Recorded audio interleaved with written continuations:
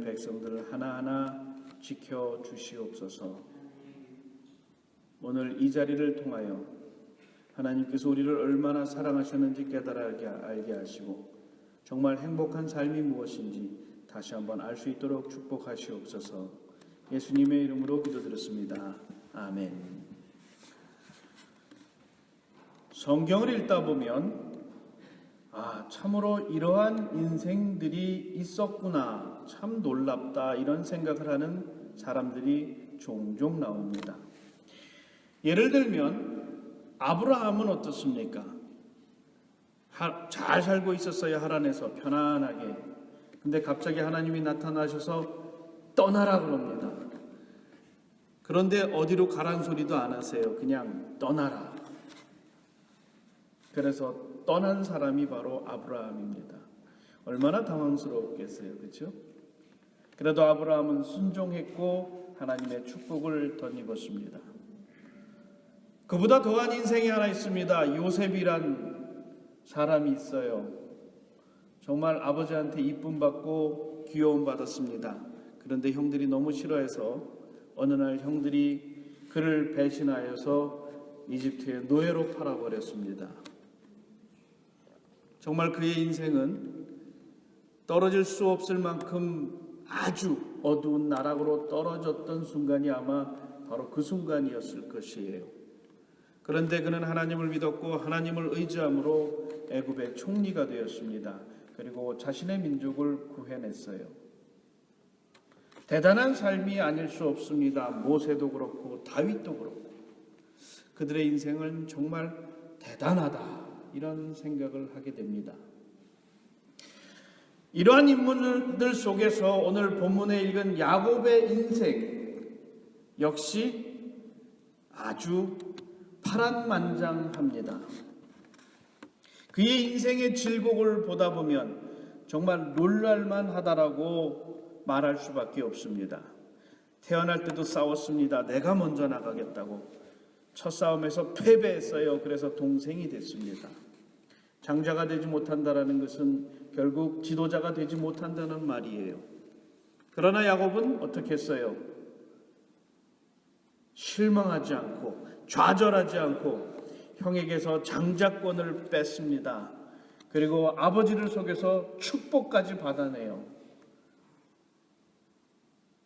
그 다음부터 그의 인생이 쫙 펴질 줄 알았는데 어떻게 됐어요? 정말 무시무시한 형 에서가, 성경에 어떻게 표현되어 있습니까? 온몸이 뻘겋고 털이 나 있고 사냥을 잘하고 얼마나 싸움을 잘하는 사람인지 알 수가 없어요.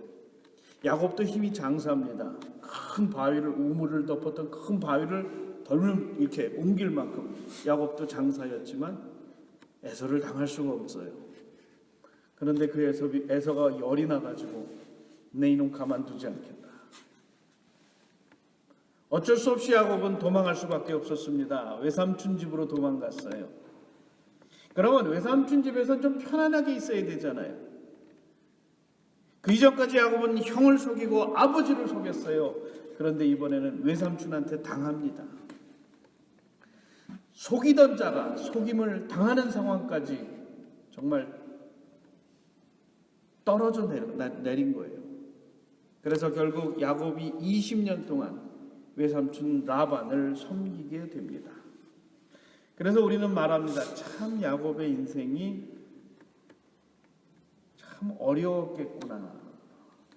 참 불쌍한 사람이다. 어떻게 외삼촌한테 속임을 당하니? 뭐 이렇게 우리는 생각을 합니다. 그런데요, 성경을 가만히 읽어보면 야곱은 비록 외삼촌한테 속임을 당했음에도 불구하고 인간적인 눈으로 보면 굉장히 성공한 사람입니다. 야곱이 아들을 낳았는데 얼마만큼 아들을 쉽게 낳냐면요, 성경 한 절마다 한 아들 하나씩 낳아요. 누구를 낳고 누구를 낳고 누구를 낳고 누구를 낳고. 아브라함이나 이삭은 어땠어요? 아들을 낳지 못해서, 자녀를 낳지 못해서 굉장히 고생했습니다. 심지어 라헬은 야곱한테 라헬이 아니죠. 이삭은 그의 그 리브가가 얼마나 아이를 못 낳았으면 리브가가 쫓아가서 정말 너무 힘들다고 했을 때 기도까지 해줬어요.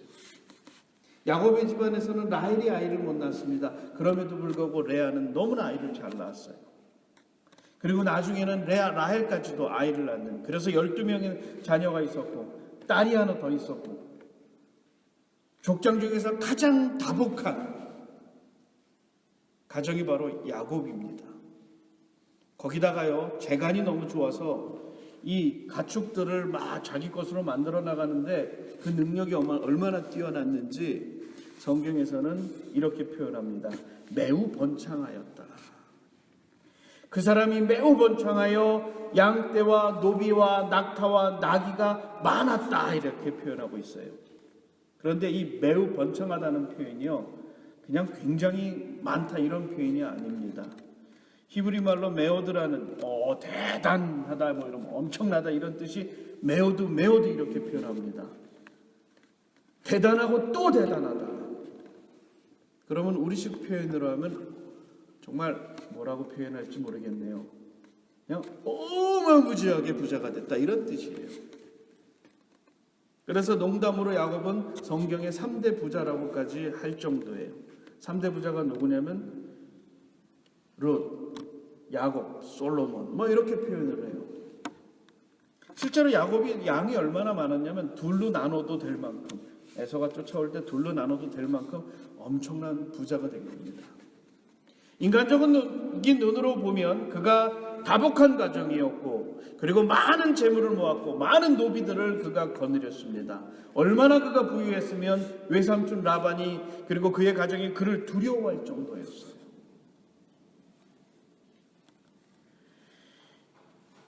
그러한 야곱이 이제 다시 가나안으로 돌아가기로 결정합니다. 하나님께서 이제 돌아가라고 하였을 때 야곱은 인간적으로 봤을 때 엄청난 부와 엄청난 영화를 누릴 수 있는 그러한 사람이었어요. 부족을 거느릴 만한 대단한 사람이 바로 야곱이었습니다. 아마 그는 돌아올 때에 금이 환향을 꿈꾸었을 겁니다. 그의 마음에 엄청난 기대와 기쁨이 가득 찼을 거예요. 이제 내가 가나안에 돌아가면 내가 그곳에서 최고의 족장이 될 것이다. 그래서 큰 무리를 거느리고 이제 남쪽으로 내려갑니다. 근데 소식이 하나 전해졌어요. 야곱을 절망시키는, 그의 형 에서가 장정 400을 데리고 그에게 온다라는 거예요. 왜 장정 400입니까, 여러분? 그 당시에 400이면 제법 큰 무리예요. 근데 장정만 400이다. 이 얘기는 곧 에서가 마음에 20년 전에 복수를 하겠다라는 것으로 충분히 이해할 수 있었어요. 비록 야곱은 큰 무리를 이루었고 족장으로 부족함 없을 만큼 대단히 성공하였지만 그가 넘을 수 없는 존재 에서가 400명의 장정을 데리고 온다고 했을 때에 그는 엄청난 절망감에 빠졌을 것입니다. 20년 동안에 고생해서 모은 재산들, 그리고 자녀들, 아내들까지 다 잃을 수 있는 그런 순간이 그에게 지금 다가오고 있는 거예요. 바로 그 순간 야곱은 하나님을 의지하지 않고 자신의 지혜를 의지합니다. 양을 둘로 나누어서 양떼들과 가축떼를 보내고 그 뒤에 종들을 보냅니다. 그래서 에서가 와서 이건 누구의 약물이냐 했을 때 야곱이 그의 형에게 주는 선물입니다. 그래서 에서가 기분이 좀 풀리면 어떻게 돼요? 자기는 살 수 있는 거예요. 약물이의 반만 형한테 주고 자기는 살 수 있는 거예요. 반대로 에서가 화가 나서 양머리를 치기 시작하고 그의 종들을 치기 시작하면 어떻게 하면 돼요? 알맞게 챙겨서 도망가면 되는 거예요. 그래서 야곱이 진영을 짜는데 참 똑똑하게 짰어요. 가축무리를 맨 앞에 세우고 종들을 세우고 아내들을 세우고 자신이 가장 사랑하는 라헬과 그의 자녀를 가장 뒤에 세웠습니다. 소식을 빨리 들어서 도망칠 수 있다면 약간의 가축무리와 약간의 종과 자신의 사랑하는 가족을 데리고 도망갈 수 있는 거예요. 그러나 소식이 늦어지면 어떻게 해요? 최악의 경우 자기만 튀겠다는 겁니다. 야복강가에서 야복나루에서 다 건너가게 했지만 자신이 남았다라는 것은 내일 에서와 만날 텐데 무슨 일이 벌어질지 모르는데 만약에 최악의 경우 나라도 살자.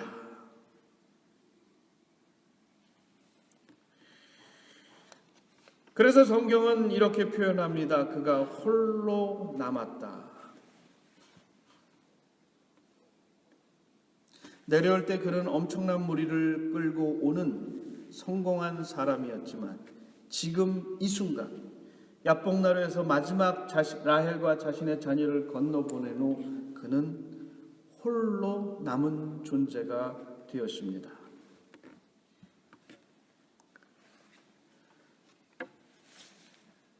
그리고 그는 20년 동안의 모든 성공을 다 지금 잃고 혈혈단신으로 도망을 준비하는 실패자로 일순간 변하게 된 것입니다. 그런데 바로 그런 상황에서 어떤 사람과 그가 날이 새도록 씨름을 했다 그랬어요. 저는 이 본문을 읽으면서 이상하다 그랬어요. 야곱이 혼자 있었는데 어떤 사람과 날이 새도록 싸웠다. 이게 말이 됩니까, 여러분? 나 방에 혼자 있는데 나 밤새 어떤 사람하고 싸웠어.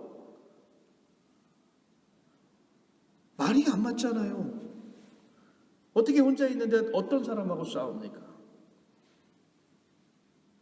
그것은 바로 야곱의 마음 상태와 실제적인 그의 상태가 이렇게 잘 표현되어진 어떻게 보면 아주 성경적인 표현 방식입니다. 야곱은 스스로 느끼기에 나는 혼자 있었다라고 느낀 거예요.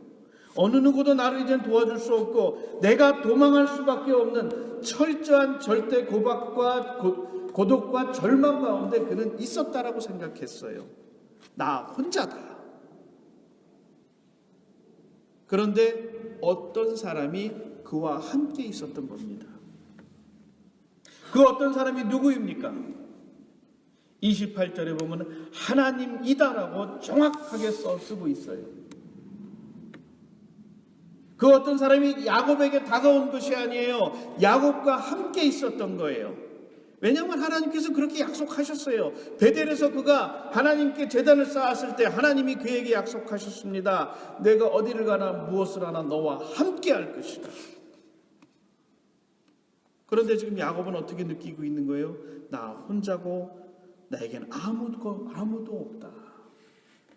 나와 함께 하신 하나님이 여기 계심에도 불구하고 야곱은 이야기합니다. 나는 혼자다. 바로 그와 같이 절망 가운데 빠졌을 때 야곱은 어떤 사람을 느낀 거예요? 깜짝 놀랐겠죠. 그 어두움 가운데서 어떤 사람을 그는 느꼈고 그 사람과 싸움을 합니다. 한참 싸우는 가운데 야곱이 깨달았어요. 아, 이분이 나와 항상 함께 하셨던 하나님이시구나. 내가 지금까지 몰랐던 것이 있는데 바로 나와 항상 함께 하시는 분이 바로 하나님이셨구나. 야곱은 그제서 깨달았어요.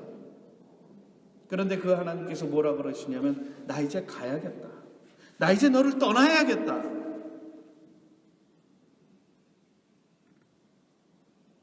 야곱이 이제는 모든 것을 다 잃을 수 있는 바로 그 상황에서 하나님마저 떠나신다라는 거예요. 그래서 야곱이 어떻게 매달렸습니까? 정말 죽기 살기로 매달린 거예요. 하나님 떠나시면 안 됩니다. 절 놓고 어디 가십니까? 그래서 얼마나 매달렸는지 하나님께서는 야곱을 띄워놓으려고 심지어 환도뼈라고 그러죠. 여긴 엉치뼈까지 쳐서 제대로 따라오지도 못하고 걷지도 못하게 만들어 버리셨어요. 그런데도 야곱이 놓지 않았습니다. 하나님 가시면 안 됩니다. 좀 아까는 어떤 분이셨지만 이제 야곱은 깨달은 거예요. 나와 함께 하신 분이 하나님이셨구나. 그분이 떠나면 나는 이제 아무 의미가 없는 존재가 된다라는 것을 그는 깨달은 거예요. 그래서 그는 죽기 살기로 하나님께 매달린 겁니다. 내가 가진 내 모든 재산을 잃어도 좋고 내 가족을 잃어도 좋고 심지어 내 생명을 잃어도 좋다라는 겁니다. 하나님만 함께 하신다면 그것으로 나는 충분하다는 거예요. 여러분 생각해 보세요. 야곱은 지금 도망갈 준비를 해요. 도망갈 준비를 한 사람이 제일 중요한 게 뭡니까? 다리가 튼튼해야 되잖아요. 형이 막 몰려올 때에 잘 달려 도망가야 되잖아요. 그런데 지금 엉치뼈가 부러지면 못 걷지 않습니까? 하나님께 엉치뼈가 부러지도록 매달렸다라는 것은 내가 만일 형이 와서 나를 죽이더라도 그것을 개의치 않는다라는 거예요. 하나님이 함께 하신다면 그걸로 충분하다라는 겁니다. 그래서 하나님께 죽기 살기로 그는 매달렸고 하나님께서 이제 그를 받아주신 겁니다. 결국 하나님께서 그렇게 끈질기게 매달렸던 야곱을 축복하십니다. 내 이름이 뭐냐? 야곱입니다. 이제는 너가 이스라엘이 될 것이다. 맨날 뒤꿈치나 붙잡고 남의 이득이나 쫓고 맨날 도망다니던 야곱이 아니라는 거예요. 너는 이제 하나님과 싸워서 이긴 존재이고 사람들과 싸워서 이긴 존재라는 겁니다. 너는 이제 어떻게 됐다는 거예요? 변화되었다라는 겁니다. 그래서 하나님께서 그를 이스라엘이라고 명명해 주신 겁니다. 바로 그 순간 하나님께서 그를 이스라엘로 변화시켜주는 그 순간 이제 더 이상 야곱은 도망자가 아닙니다. 그의 인생을 보면 맨날 도망다녔어요. 아버지와 형으로부터 도망갔고 외삼촌 라반으로부터 도망갔어요. 지금 이 순간 자기는 에서에게서 도망칠 준비를 하고 있었습니다. 그런데 이 순간 야곱이 변화된 겁니다. 맨날 뒤에서 자신의 등만 보였던, 자신의 뒤통수만 보였던 야곱이 이제는 가장 앞으로 나아갑니다. 자신과 함께 있었던 모든 사람들을 자신의 일신을 위해서 이용하고 그들을 방패 삼았던 야곱이 이제 맨 앞으로 나갑니다. 33장에 보면 그가 맨 앞으로 나갔다 그랬어요. 눈을 들어보니 에서가 오는데 도망갈 수도 없잖아요, 이제는. 그런데 그는 도망가는 것을 포기하고 맨 앞으로 나옵니다.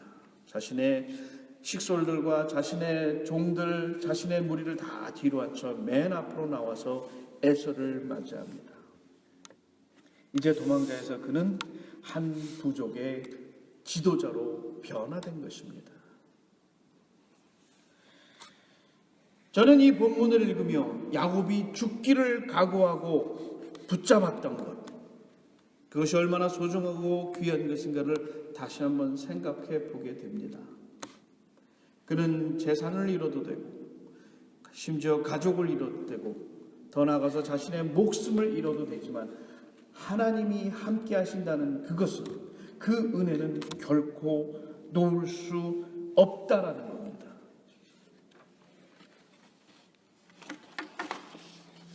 저는 우리의 삶이 그렇게 되기를 바랍니다.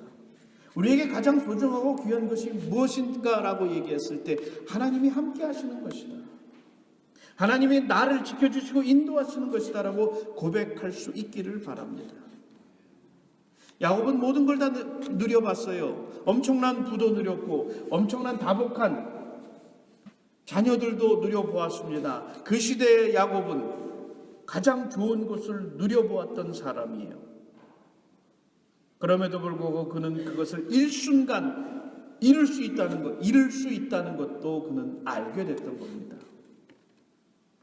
그런데 다 잃더라도 하나님이 함께 하신다면 결코 어느 것도 잃지 않은 것이라는 것을 그는 깨닫게 된 겁니다. 이제 야곱은 모든 것을 다 가진 존재가 됐어요. 하나님이 함께 하시니까 그는 가장 큰 충만함 가운데, 축복 가운데 거하는 자가 되었습니다. 그리고 그는 이제는 항상 일희일비하며 때로는 기뻤다가, 때로는 슬펐다가, 때로는 좋았다가, 때로는 절망했던 그러한 삶을 살았지만 지금 이 순간 그는 하나님만을 의지하는, 하나님과 함께하는 귀한, 정말 행복한 사람이 되었습니다.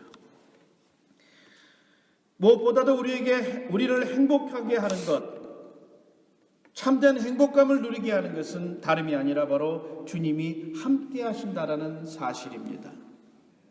감리교 창시자 되시는 웨슬리 목사님은 임종 직전에 다음과 같이 말씀하셨어요. 무엇보다 행복한 일은 하나님이 우리와 함께 계시다는 것입니다. 여러분 기억하시기 바랍니다. 이 자리에 모인 모든 이들에게 하나님이 약속해 주셨어요. 여러분과 함께 하실 것이다. 여러분 그 축복과 은혜를 누리시기 바랍니다. 그리고 스스로 고백할 수 있는 여러분 되시길 바랍니다. 나는 참 행복한 사람이다. 기도하시겠습니다. 거룩하신 하나님 아버지 감사합니다. 주님께서 우리와 함께 해주시고